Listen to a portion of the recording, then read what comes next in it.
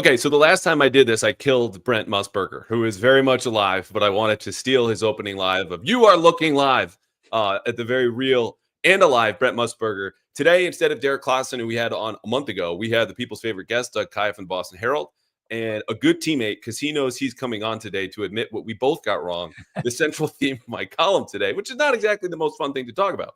Lucky for him, though, Christian Barmore is back. Lucky for the Patriots as well. We're going to get to that. We're going to preview Pats Rams. And as I said, get to things that we believed we knew about the 2024 Patriots or predicted and ended up being completely wrong. But the best part of this podcast, and maybe you disagree, is that we are going to help give away 2 tickets to Pats Rams this Sunday. Now, it will be an auction. The deadline is Saturday at 10 a.m. All of the money goes to the Leukemia and Lymphoma Society, which you can donate to and help people fight cancer. Obviously, again, 2 tickets, end zone, Pats Rams Sunday at 1 o'clock. This is courtesy of a listener, Nick Roy, who's been on the show, and we'll be back next week as a thank you to him. Section 120, I think it is, or 101, row 20. You can go to the game. Reply to my X, reply to my Twitter, my Blue Sky with a figure. Right now, the lowest bid is $200. If you can top that, you can go and sit with 2 end zone seats at Pats Rams on Sunday. The highest bid at 10 a.m. Saturday will get them. Once you prove you donated after the fact, and I DM you, you get the tickets. You go to the game. And who knows? Maybe you'll see us there. Was I wrong? Is that the best part? Or are we going to do something better than that? No, absolutely. And obviously, LLS is a campaign very close to my heart. Lost my daughter in January to AML. So absolutely, yeah, great cause. Money goes to LLS, which is like I said, campaign that I support fully. So yeah, that's huge. Yeah, it'll be great. And you're going to hear more from LLS over the coming weeks and months from this podcast and from Doug. In the meantime, Christian Barmore, as I said, is back. He has been out since late July. Got 2 practices in. Felt sick. Went to the doctor. They said, you got blood clots. And 5 years ago, that meant David Andrews was sidelined for the entire season. Christian Barmore is now back. He has not practiced in pad once. He's been working out for weeks and months. We do not have a clear timeline about when or if he could return. But obviously a great sign that this dude is back on a football field and has 21 days for the team to either activate him or just shelve him for the year based on how he looks. And you wrote about this today. I didn't. So tell us about it. Yeah, I mean, I would say that overall the messaging from defensive coordinator DeMarcus Covington and from defensive line coach Jerry Montgomery is to temper any sort of expectations about what the Patriots could be getting from Christian Barmore this season. The way that DeMarcus Covington put it, it was like, if he plays 1 snap, if he plays 50 snaps, if he doesn't play this week, which I think would be the expectation based on the fact that he was not in a padded practice this week. I think that they should be trying to ramp him up at this point. But yeah, just the fact that it seems more likely than not at this point that he will actually be on the field for the Patriots is huge, because this is something that has sidelined, as you said, David Andrews for a season. It's even sidelined players for their careers. So for Christian Barmore to return to practice is a massive first step. And I would say that Devon Godshaw, fellow Patriots defensive tackle, wasn't tempering expectations quite as much. So at least on the player side, they're like, hey, we can get this like great pass rusher back in there. He can help on the run defense. If he's in the middle, then you can't double team our edge defenders anymore. So I think that they're like really planning on getting him back in the field. So maybe that speaks more to the way that Christian Barmore is speaking to his teammates. But at least from the coach's side, as I mentioned, definitely they're saying that like anything that we can get out of this guy, even the fact that he's returning to practice, is, I think, as DeMarcus Covington put it, like perfect. Anything is perfect at this point. Just the fact that he is healthy enough to do this. Yeah, it's a blessing, and that's true. Like him just being on the football field again is a great thing unto itself. Whether he plays another game, frankly, for the rest of his career or not, given where the trajectory could have gone with that kind of diagnosis. I will say though, when they talk about taking things day by day, that is very often a media stiff arm and cliche that you go to. But in this case, Christian Barmore, for the entirety of this year, going even back to the winter, has not practiced in pads once. So he needs to look at himself and say, how do I feel? the day after a practice like today, which again, he has not done basically since late July, or actually since late July. And then when it comes time to practice in pads, I'm sure he'll be limited that first practice, but there's going to be a long ramp up period here because you just don't get into football shape, even if his cardio is in a good place. Like it's totally different for every other part of his body. Yeah, and obviously I know nothing about blood clots. I'm not a doctor, but even just like seeing how he would react after like a week of practices might be good. Yeah. For so I really have no idea. But like you said, it really did not feel like, as you mentioned, a media stiff arm to be saying that he's day to day. I think truly he's day to day because they just don't know how he's going to respond.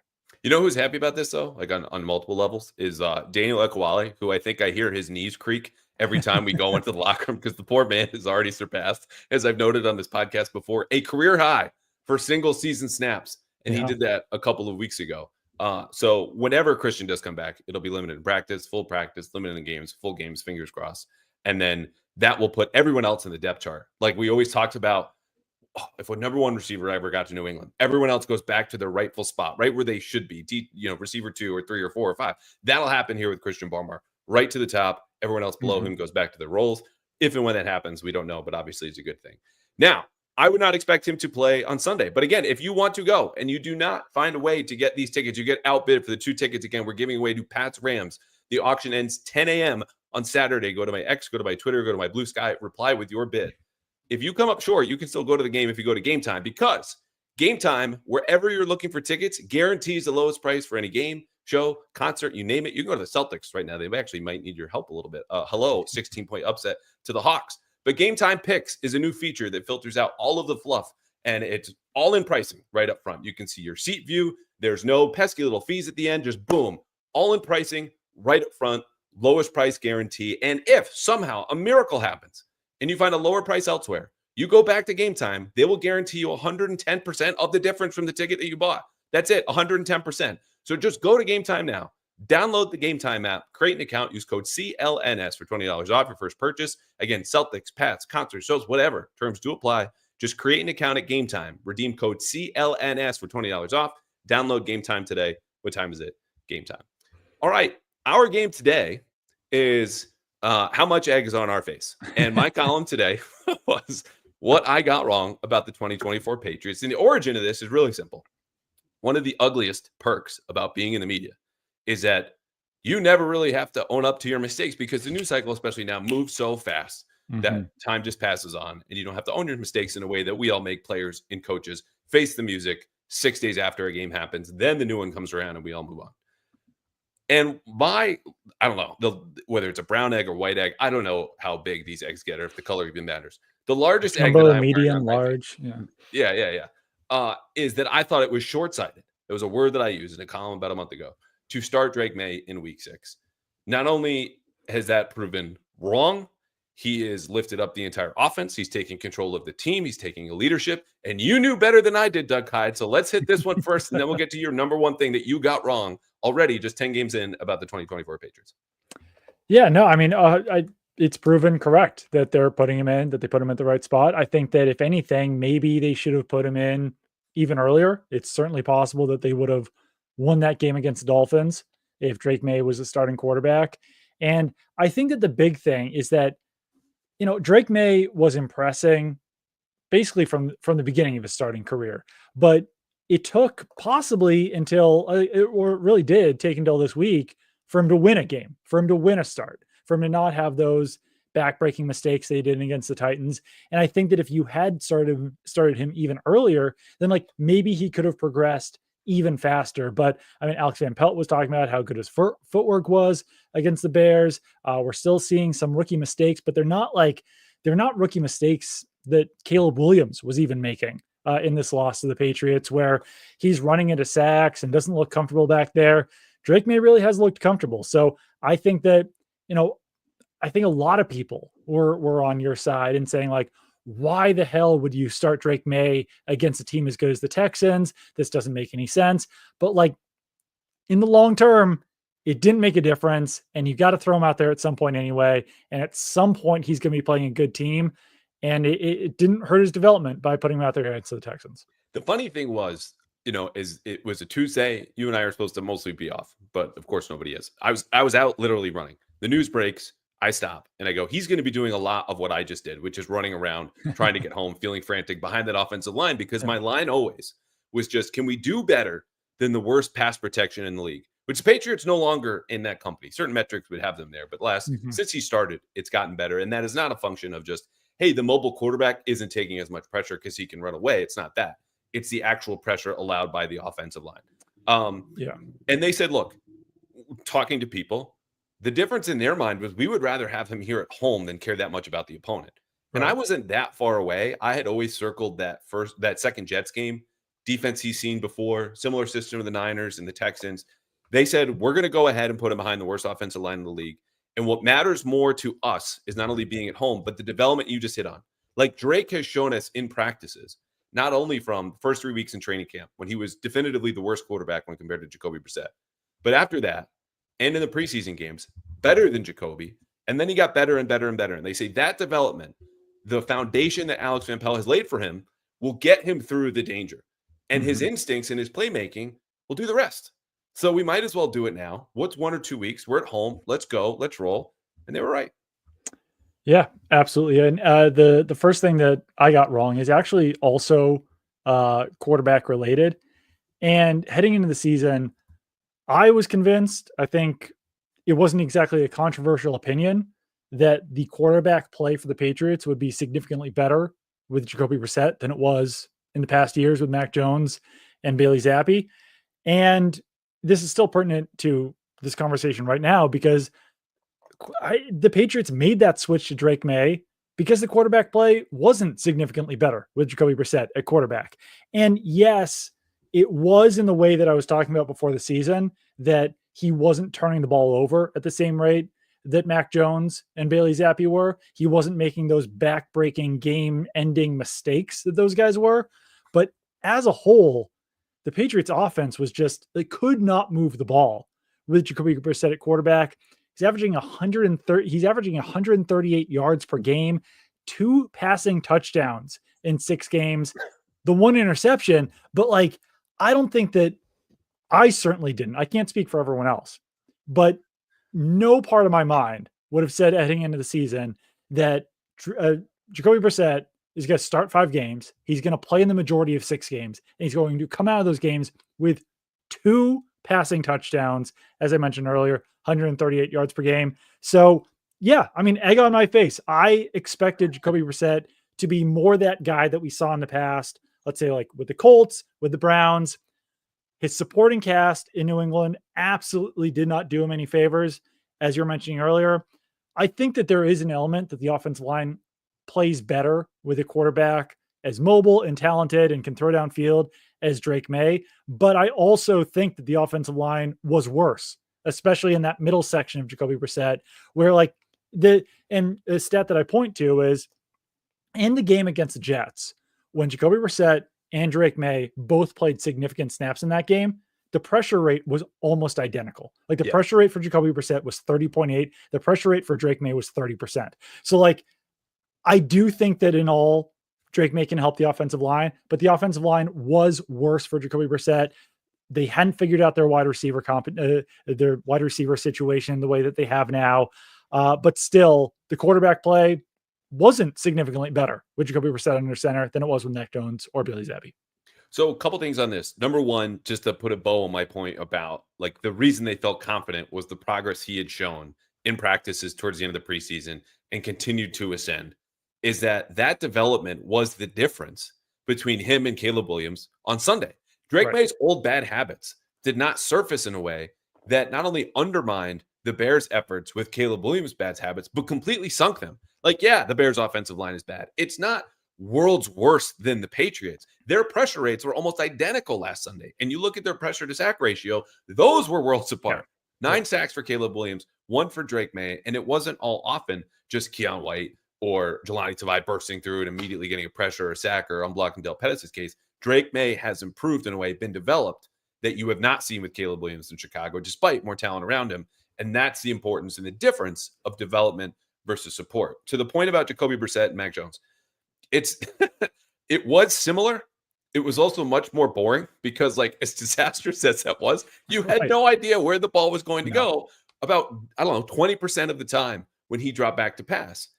What we're seeing now, though, is I think a really important difference is the passing production from Drake May and Jacoby Brissett, when you remove the scrambles, is actually very similar. And it's not because the yards or the touchdowns are there. They're not. Drake May is far and away already with the touchdowns. It's that he's having a much more high variance play. Like Jacoby Brissett was right on the path to mediocrity, did not take a step or a toe off of that. Yeah. Drake May is scrambling all over the place. He's throwing deeper touchdowns. He's also making mistakes like that gimme interception to TJ Edwards. Yeah. So the Patriots are willing to survive and deal with those mistakes because unlike Mac Jones and Bailey Zappi, A, Drake May has a plan B. I will just run by you and get 19 yards and pick up a first down. And B, he unlocks a deep passing game, both on schedule and off platform. So the production really and the deeper metrics isn't totally different between Drake May and Jacoby Brissett from strictly in the pocket passing. But his new dimensions, what he brings just by being himself, is worth it not only in the present, but obviously in the future when he gets to mature. And then you use those extended plays to break perfect defense because that's where we're at in the league. Like great offense beats good defense every time.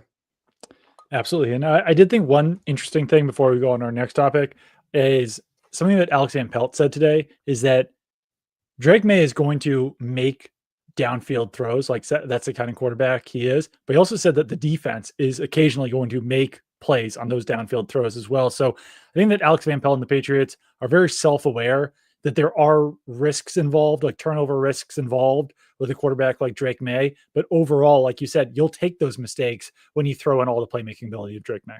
Yeah, because his turnover-worthy play percentage, shout out PFF, who you and I both, mostly on the same plane, about is right where Mac Jones and Bailey Zappi was last year. Right. But the reason they stunk is because they didn't have a plan B, right? Yeah. And they could not create on their own. So in that sense, he's actually very similar to what we saw last year, just in the complete opposite way that Jacoby Brissett is. Sure. But you take the worst of the two of them, and then you have the quarterback no one wants to watch play anymore. All right, number 2 for me is very quick. I'm going to read this from a July 21st story. X amount of thoughts before training camp. Contract issues arise every year on some level for every team. The bet here is Matt Judon gets his raise, especially after suggesting in a recent radio interview he doesn't have the appetite to hold in like he did last summer. Well, Matthew, thank you very much for that one. The lesson learned here, as much as you talk to a guy and interview a guy and talk to him, be around him. I even saw him at some event that was out in the Seaport a couple years ago. It was great. It's good to chat with him. He preferred to posture rather than produce when it came to his contract. Seemed to lose a little bit of his marbles. And I've already said the Patriots won the trade, but I just figured you would keep the asset even to deal him later on. In the meantime, keep a guy like his caliber around. They didn't. They got what they wanted anyway. And I completely whiffed. Well, I think that even within the organization, they figured that Matthew Judon would accept one of the offers that they put out there and that they would be able to keep him around. And obviously that didn't happen. Matthew Judon bet on himself. And up to this point, obviously there's still half the season left, but he's kind of lost the bet on himself because he's not playing well with the Falcons. I don't think that he's going to get a better offer once he's a free agent than what the Patriots were willing to give him. So certainly unfortunate for Matthew Judon, but the Patriots, as you mentioned, have come out looking pretty good by taking a depreciating asset like Matthew Judon, trading him for a 2025 third-round pick, which is ultimately like great value for what they were trading away for Judon. Yeah. Great. Very, very, like arguably outside of drafting Drake May, possibly like the second or third best thing Elliott Wolf has done for the Patriots since becoming the executive vice president of player personnel. What else is on that list? Resigning Christian Barmore, but I mean, we don't know what that looks like at this point because he hasn't been back on the field. I don't know. I mean, it probably is number 2. I was saying 2 or 3 just in case there was something that I was forgetting. There are multiple ways to be facetious, like, cutting Juju after one preseason game. Now, lo and behold, he's producing in Kansas City, which is just something I can't wrap my head around based on all the football we watched him play in practice and in games. But yeah, it's not that long of a list.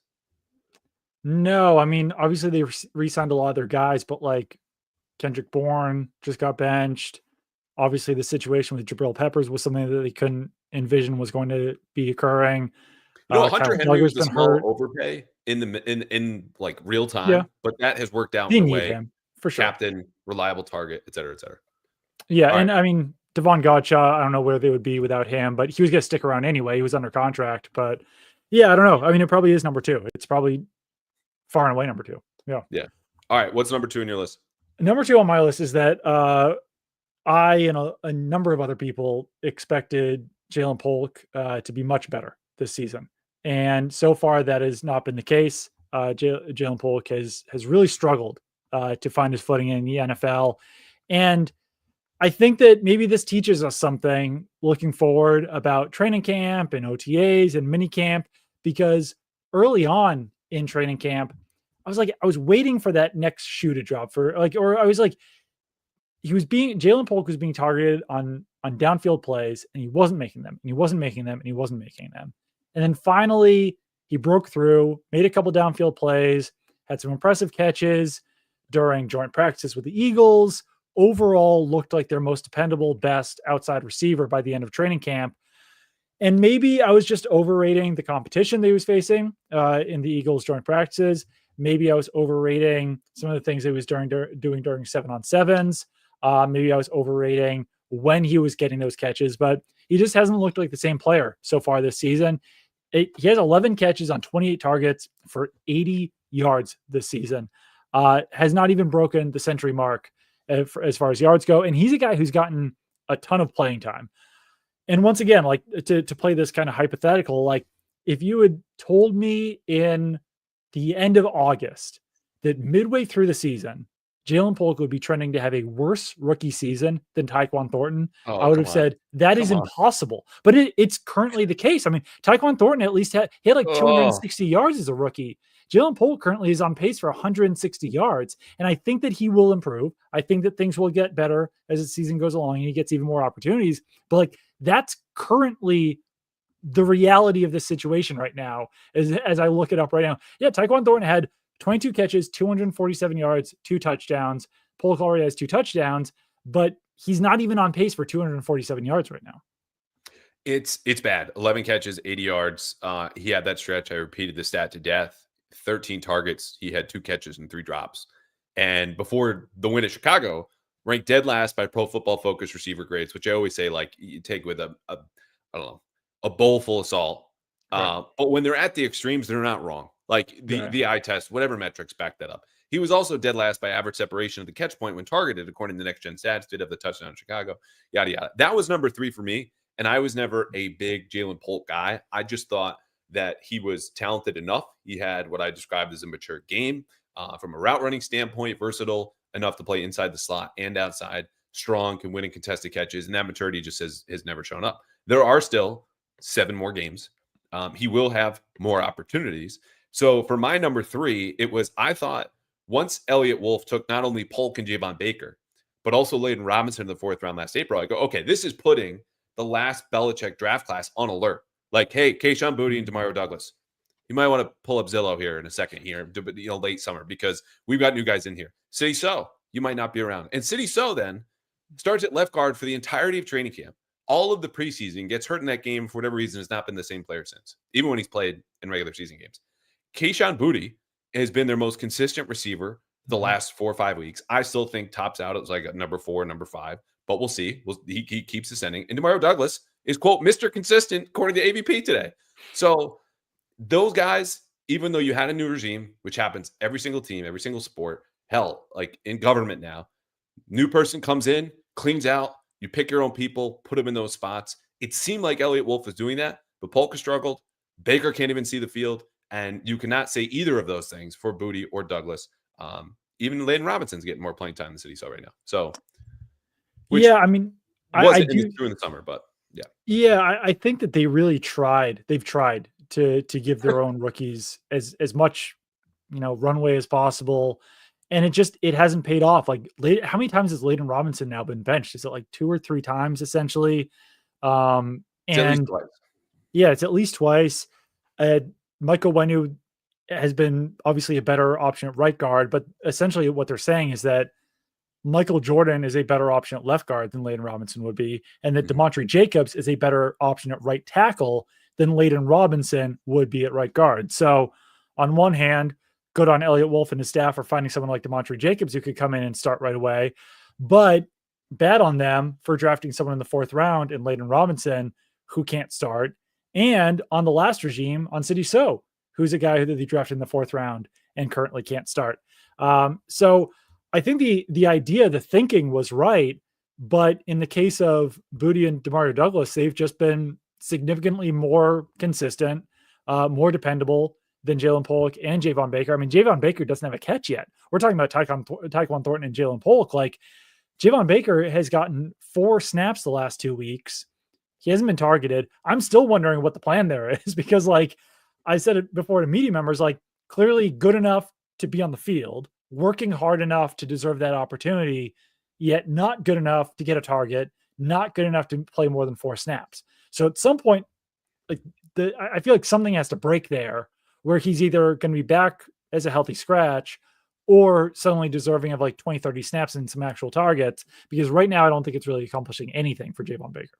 No, and it's it feels very much like a case when you check in about him, that it's like, if you don't have anything good to say, don't say anything at all. And right. I think that sometimes takes players to mature a little bit behind the scenes. Mm-hmm. And I think they would like to give him those snaps, but have not seen enough either in the classroom or on the field to grant him that opportunity. Yeah. Which he was only a 4th round pick, but when you have the talent, the raw physical talent that he has, like, you need to get reps to develop that. And he's not getting them because in their minds, he just hasn't earned it. Or as Alex Van Pelt said 6 weeks ago, he doesn't know the playbook, basically. Right. Just not great. And it's also the combination of his talent plus a roster that lacks talent overall is I guess the way I would say it. Yeah. Right. You mentioned DeMontre Jacobs. I want to detour quickly because Alex Van Pelt also said today, a lot of Alex Van Pelt talk today. It's a good quote. Good quote. He told us there's this thing called the Pickup Award, and they chart not only plays and personnel and targets and all the other stuff that you and I do, and every football team does. They chart how often players, meaning the Patriots, pick up other players off of the ground after a play. And this is it's not them picking up people at the bar. This is on the field. Yes, thank you. Thank you. Different kind of pickup. Not a pickup in that line? case, DeMontre Jacobs. I don't want to say that. Someone else might lead them, but in any case, on Sunday, DeMontre Jacobs was the pickup artist of the week, the pickup award winner. Okay, and he had 11, which brings me to the obvious question of, if we had a pickup award for the Patriots beat, why is Dan Roach winning and Mike Reese second and no one else even close? Yeah, no, I mean, I might even say that Mike Reese might be number 1, but yeah, no, certainly. Yeah, I think that they would get that. They're the DeMontre Jacobs of the beat. Absolutely. Yeah. I mean, very comparable in size to DeMontre, hulking human being. No, we'd have a lot of people that were close. Mike Giardi, obviously, at the bottom, but that's just about it. Last thing you got wrong, and then we'll do a couple things we got right and get to Pats Rams. This one's boring. It doesn't have to be that long, but I thought the run game would be significantly better. Like, I know that it's not based strongly on the offensive line, but it's something they really worked at. It's something that they hyped up during the summer was going to be the strength of the team. It's something that Gerard Mayo hyped up after week 1, that they were a team that was going to run the ball. They've got the 2 tight ends. They have still been leaning heavily on 2 tight end sets. And yes, it got better in week 10, but I mentioned this before. There was a 4-week stretch, 4 consecutive weeks where running backs were averaging less than 2 yards per carry. That feels almost impossible in the NFL. The fact that they even won a game during that stretch is amazing enough. It seems like maybe it was just the Bears being dysfunctional, but the rushing game did look better against the Bears. But still, I expected it to be the strength of the team. I expected them to be relying on it, especially with a rookie quarterback. And it hasn't worked so far. So yeah, that's the last thing. Last thing I got wrong. I got nothing else wrong. That's the only thing. I ran out faster than I thought, and I went back to stuff I had written in the draft, and this was just contained to things that I've written, not necessarily said on radio or podcast or TV or whatever, but felt pretty good. There was also this one, which I've said on this podcast before, and I told everyone, this season could be worse than last year. We don't know what's going to happen, but I will guarantee you this, and this is the one thing I got right, and you come up with one as I explain here now. The upset is coming, okay? Even the teams that picked number 1 overall in the draft the last 5 years beat a playoff team on the way to getting that number 1 overall pick. Even the Bears from 3 years ago beat the Niners, who went to the NFC Championship game in their opener and then stunk the rest of the season. Here's what I wrote on July 21st. It could be week 1 at Cincinnati, it was, or when they take 1 of 2 shots at Buffalo in December. But one of these Sundays, the football world will turn to Foxboro and ask in united astonishment, the Patriots did what?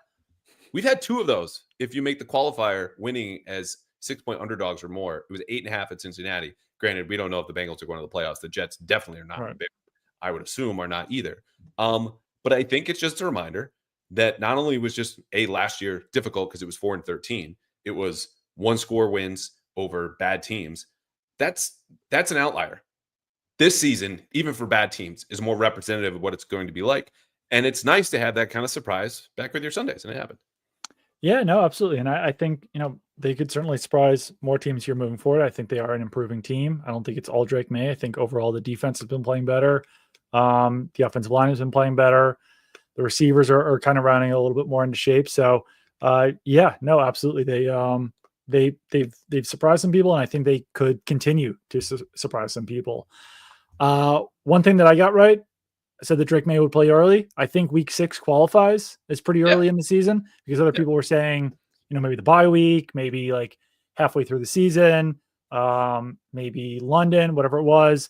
And obviously I came at that with some inside knowledge, but it was like, it was a matter of when, not if, and it was expected that Drake May would be taking over those starting reins early. So I certainly was not surprised when that did happen. I didn't know that it was exactly going to be against Texans, but Jacoby Brissett's performances obviously didn't help matters. And we've gotten into this obviously early in the podcast, so we don't need to go too deep, but yeah, it ultimately was the right decision. And I think that based on how he played at the end of training camp in the preseason, that showed them that it was going to be pretty early that he was going to be starting. Yeah, and I want to say too, not as a way to backtrack, because again, the title of this episode is What I Got Wrong. Everyone look at the egg on my face. But it wasn't underestimating Drake May, who we knew as a smart quarterback, a tough kid, exceptionally physically talented, as far as we heard fast learner, because we saw that learning transpire in training camp, even though he wasn't getting any starting reps. And it wasn't until the end that he was better than Jacoby Brissett, but he was in a way that was indisputable over those last 2 weeks. What I overrated was the history of quarterbacks playing in situations like these, and didn't believe that this kid, as much as I think of him as a prospect or thought of him as a prospect, think of him now, could overcome that at 22, the league's worst pass protection, arguably the worst receiving core in the league, an offensive staff that had given us reason to doubt them in certain situations. Even Alex Van Pelt after week 3 being like, man, I screwed that one up, scoring 3 points in the Jets with his play calling. He's exceptionally secure. He's tough. He's confident. And like I said, smart, and he's going to make stupid mistakes. He's a rookie. That's what all of them do.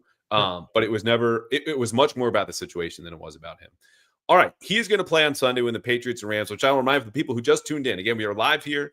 This will go up later on YouTube as a recording, and obviously Spotify, Apple, wherever you get your podcast. If you want 2 tickets to go to Pat's Rams, I have them for you. Here's the deal. You need to go to my Twitter or Blue Sky and just reply with a number that's higher than any other number right now in those replies, which right now the bid is $200 for 2 end zone tickets to go to Pat's Rams Sunday at Gillette Stadium at 1 p.m. That figure will not go to me. It will be money that you promised to donate to the Leukemia and Lymphoma Society. The highest bidder at Saturday at 10 a.m. when this auction ends, I will contact you. I will ask for proof of your donation, which you will make after the auction. Once you send me a screenshot or whatever, I send you the tickets, and we'll see you at the game. So that's it. If you want 2 tickets to go to Pat's Rams, reply with a number. Make sure it's the highest number there. Outbid everyone else by 10 a.m. on Saturday. Then make a donation after the fact, and you will get to go and get 2 tickets, courtesy of Nick Roy, again, fan of the podcast, very kind listener, who will be next week. Nick Roy, also, if he's been listening for a while, probably playing Prize Picks, because Prize Picks is not only friends of the podcast, but they are America's #1 daily fantasy sports app. And here's the deal, folks. It's not you against other players. It's not you against your friends. It's just you against the numbers. You look at Prize Picks. You go to prizepicks.com or download the Prize Picks app. You see NFL players or NBA players and NHL players, and there's a number there. And it could be goals or points or touchdowns or passing yards. You build a lineup of whatever players you want, and you go more or you go less. And that's it. And you file that lineup. This lineup has injury insurance. This lineup, if you pick 4 players, again, more or less, with their statistics, you could win up to 100 times your money with just one lineup, because that's Prize Picks. Again, America's #1 daily fantasy sports app. And if you play right now, you will get a $50 bonus once you play your first $5 lineup with the code CLNS. You download the Prize Picks app, You put in code CLNS, you get a $50 50 deposit as soon as you play your first $5 lineup. Again, 2 to 6 player projections. Go more, go less, whatever the stats, whatever the players that you want. Put that lineup in, play it for $5. You get 50 straight into your account with code CLNS. You can even use Venmo. That's how I use now. Fast, easy, secure. You get the money back in 15 minutes. So download the PrizePicks app today. Use code CLNS for $50 off with your deposit. And look, play, win, have some fun. PrizePicks, run your game. All right, Pats Rams. So the Patriots, as we know, 3-7, 30th by DVOA. DVOA says we still think you stink, despite winning 2 of the last 3. 29th in offense, 30th in defense, 12th in special teams. The Rams, not that much better. 4-5 overall, 19th in DVOA, 13th in offense, 20th in defense, 27th in special teams. Their last 4. They just lost to Miami Monday night, 23-15. Before that, big win at Seattle, 26-20. Before that, 30-20 win over Minnesota on Thursday Night Football, and 20-15 versus the Raiders, again at home for the Rams, who are, season's not over, but it's getting tight out there in a very competitive NFC West. So we're just going to do the traditional 3-2-1 preview here. 3 matchups, 2 keys, 1 wild card thought, and a game pick, and get out of here. But first, just big picture thought about this matchup. Like, it's not the wild card thought. We'll save something weird for the end. But you think about this game and what comes to mind first. Past matchups between these teams for 2 teams that, like, AFC East and NFC West don't play each other very often. Obviously, 2 Super Bowls Patriots have won, 2 Super Bowls against the Rams. So just like a lot of weird, cool history in this matchup. And I mean, there's players left on the Rams, or there's at least coaches left on the Rams who played in that Super Bowl 53 game. A couple left on the Patriots, so not a lot of connections there, but just a cool matchup that you don't see very often, and a lot of history there. I will tease a story I have coming out Saturday morning, the BostonHerald.com, and then in print Sunday for the tiniest Venn diagram possible of people who listen to this podcast or watch on YouTube and actually still pick up a physical newspaper. That will be out Sunday in print, of a forgotten detail about that Super Bowl that I picked up and to talk to players and coaches about this week. So if you want to relive something about Super Bowl 53 that I had not known, and as far as I can find, has not been reported yet, look for my story Saturday morning online or Sunday in print. It's a good point, though, because we get these, giant media packets, and it's got all of the stats and the biographies and the backgrounds of all the players and the coaches and yada, yada. And I think it was the Rams that I was flipping through today in our little office at Gillette, and they used the word rivalry. And I was like, well, this is ridiculous. They're not rivals. We see you every 4 years looking at them. I was like, I don't know, man. Like, you play in 2 very consequential Super Bowls. Yeah. I don't know. It's not rivalry, but it's close enough. So Rams Media Guide, you get a pass. I'm sure I know there's not a ton of them out there, but I'm sure Rams fans don't like the Patriots very much. So I think it's kind of like it's a rivalry, but it's kind of one-sided. And honestly, rivalry means listen up, kids. Like, you have to take something from them, and they have to take something from you, right? That's rivalry. It's got to be mutual. Rams kicked their ass in 2020, which is a season everyone's forgotten. It was a Thursday night game, 24-3. Bill was very flowery in his praise to Sean McVay. I think one of them was mic'd up. Just kind of curious now because we were in the middle of COVID. Anyway, there has been some back and forth here, even though the big wins obviously belong to the Patriots. What's interesting to me, though, this week is not just the Matthew Stafford angle or the Pats at home. Can they win 3 out of 4? No matter who has spoken to us, everyone brings up their front 4. Yeah. And it's very young, and you don't have these big names, even though they drafted Jared Verse, who's going to be one of my matchups. Spoiler alert. Byron Young, athletic 3rd-round pick, I believe, out of Tennessee. They're elite at rushing individually. And they've got some problems structurally, I think, and just kind of fitting everything together. But I look at this game and go, both of these offensive lines stink in pass protection. They've got a very good rush. The Patriots are good at scheming up enough pressure, which is a crazy thing to say after they get 9 sacks. If I said an over-under for sacks for this game, total sacks, is 6.5 right? Yeah, I might take the under, but that seems right. Just because I don't know, the 9 sacks last week was like way more of a Caleb Williams thing than it was a Patriots pass rush thing. And it was more a Patriots coverage thing than a Patriots pass rush thing. Yes. But yeah, I mean that feels right. Drake May only sacked once last week, but that was also less than you would expect from the Patriots offensive line. So I don't know. Maybe I'd go 5.5, but that's kind of being nitpicky. Which still though is Yeah. exceptionally high, and Yeah, that's definitely. an obvious point. Both teams struggle in pass protection. I'm just saying when we've listened to guys this week, that's what they bring up. This Yeah. front is really really good, and it's across the board. They want to get to. They play a lot of 5-man front to create those singles, those one-on-one blocks that they know inevitably someone's going to break through. Now it's really just the four which I mentioned on the ends and Young and Verse that I think really have your attention if you're the Patriots, because it was a decent day in pass protection, with the exception of the tackles, who obviously are going to have Verse and Byron Young across from them. So Verse is my first matchup. He's got 4.5 sacks as a rookie, one in each of his last 3 games, along with a forced fumble and a pass deflection.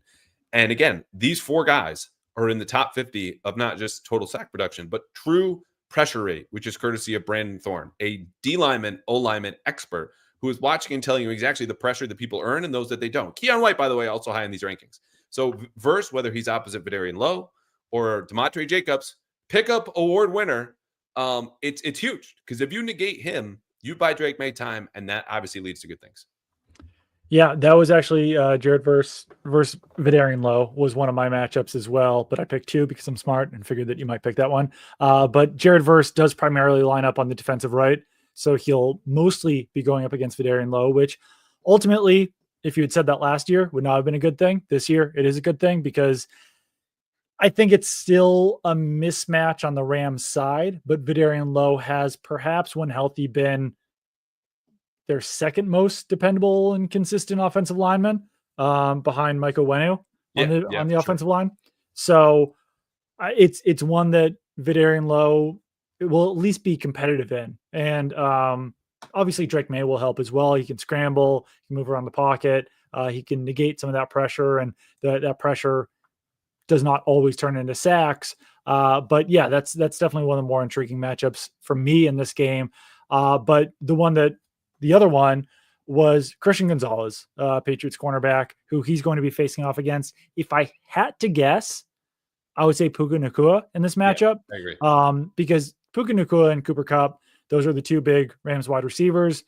Puka Nacua was better last week against the Dolphins than Cooper Kupp. Both of those guys have been dealing with injuries, but really the big thing is that Cooper Kupp does line up in the slot the majority of offensive snaps, whereas Puka Nacua does sometimes slide in the slot, but primarily does line up more outside. I'm curious to see if the Patriots do just kind of like leave Christian Gonzalez on one side like they did last week against the Bears. But that made sense to me last week, because the Bears really have the big 3 there at wide receiver, and DJ Moore, Rome Odunze, and Keenan Allen. This week, I think that you can probably just say, all right, Christian, follow Puka Nacua.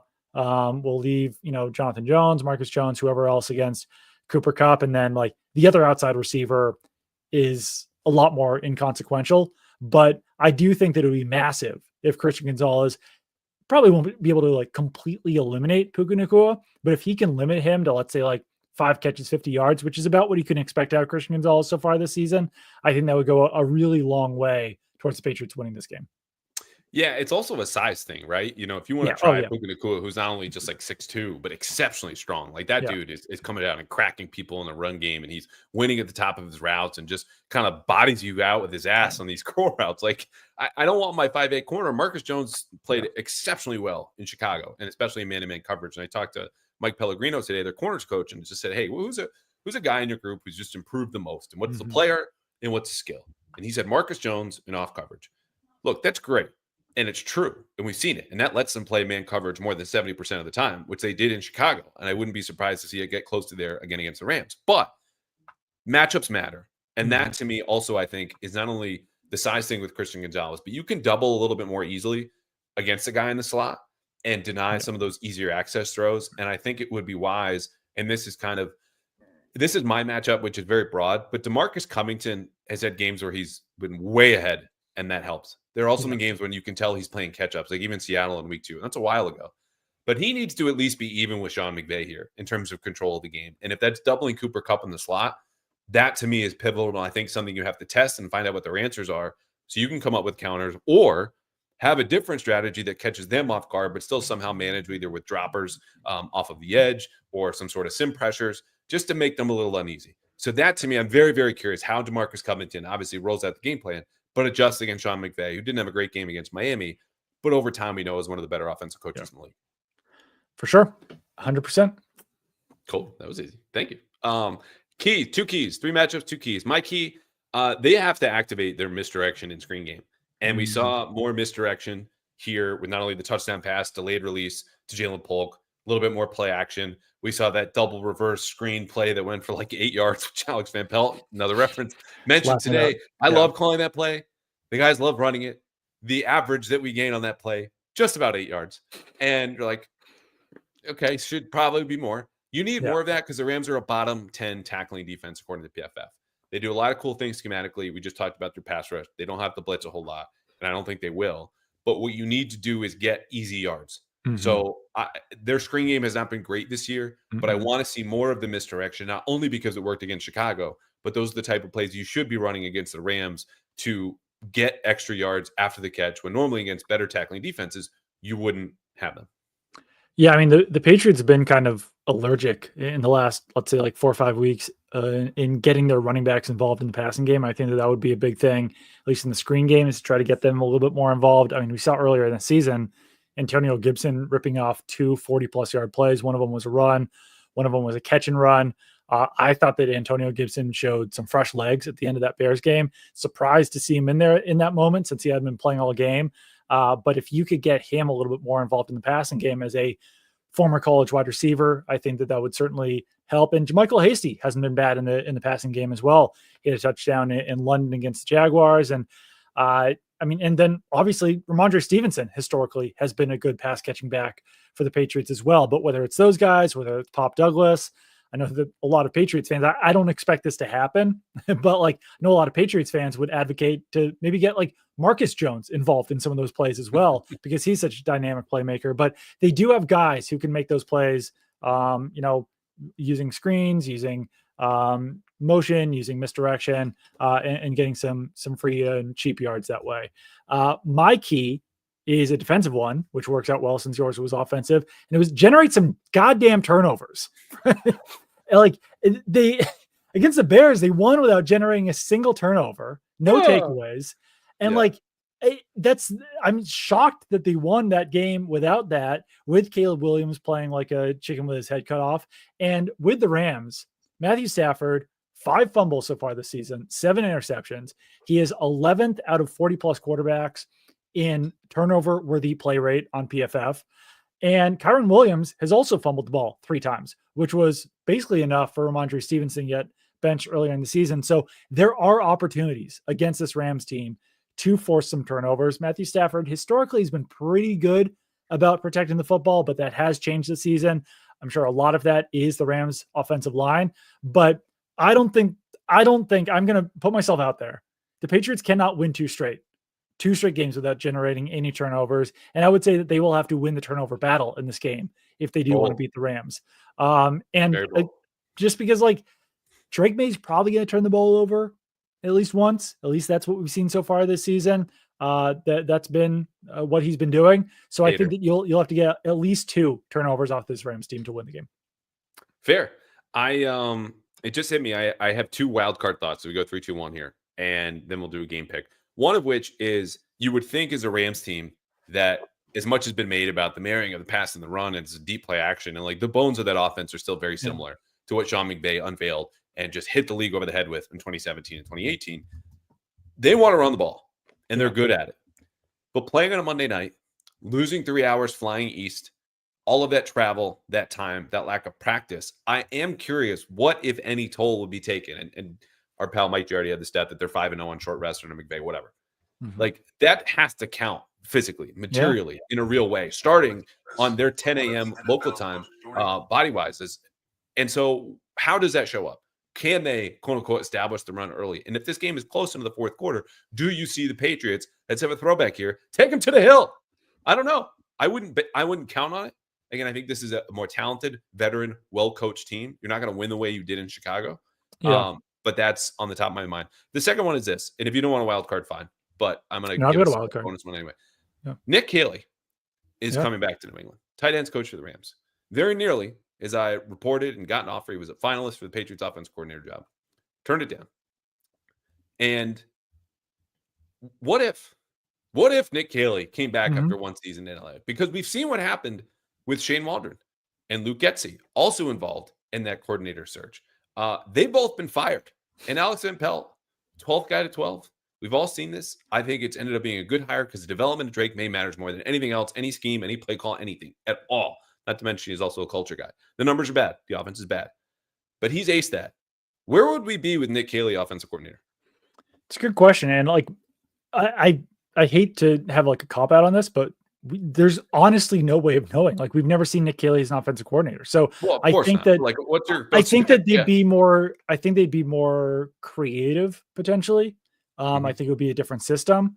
But overall, I do think that it's possible that Drake May's development could have taken a hit because Nick Caley hasn't worked with quarterbacks as much as Alex Van Pelt has. He doesn't have that track record that Alex Van Pelt does. So it's certainly possible that we wouldn't be complaining about the offensive play calling as much as with Alex Van Pelt in there, but he's also just less experienced with quarterbacks. So I don't know. It's not a sure thing that things would look different, in my opinion, All or right, what's would your look wild card better. thought? And then game pick, Well, we got to get out of here. one of them was that Nick Caley, Ryan Wendell, and Jerry Shaplinsky, three former Oh. people who've been in the Patriots building, are all on the staff. But I have a hot take. Super Bowl 53 was good. I know a lot of people, like, after that game were like, that was a terrible Super Bowl.